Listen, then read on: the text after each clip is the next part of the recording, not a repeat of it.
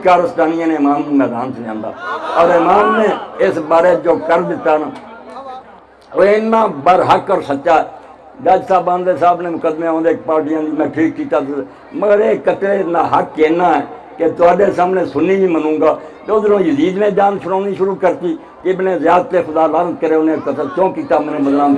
यानी ये नहीं आख्या कि भागी सी तो मारता गया, ठीक है हुक्मरान तरले करदा यार क्यों है मेरे घर मुसीबत पाती, वो इब्ने ज़ियाद नूं लानत करदा। और इब्ने ज़ियाद ने उमर बिन साद नूं आख्या जिहड़ा कमांडर सी मैदान करबला कि जिहड़ा खत मैं तेनों लिखिया सी ना कि हुसैन की सिफारिशा ना करो कतल, वो खत मैनूं वापस दे। वो अपनी जान छुड़ानी चाहे खत मिल जाए मैं उन्होंने चाक कर दें तो उमर बिन साद के गल पा दें भी एक कसूर है।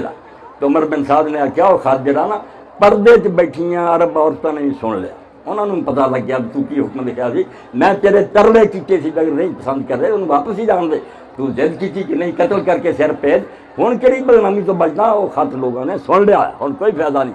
और इब्ने ज़ियाद ने माँ ने मरजाना ने किया भी खुदा की चलते हज़ार लानत होवे तो रसूला के बच्चे को कतल करके आ कमाई करके आ। और दूसरे पासे भाई से उस्मान उन्हें आख्या ज़ियाद की नस्ल के नक से कड़े पै होंगे क्याम तक लोग संगल पा के बाजारों किसी चीज़ फिरते ना, वो ये बेहतर सी जी रसवाई तू सानू पड़े पाती इब्ने ज़ियाद की औलाद नूं कि इमाम हुसैन को शहीद कर। यानी जिधर देखो हर बंदा फिर कतले हुसैन तो बड़ी होने की कोशिश करता।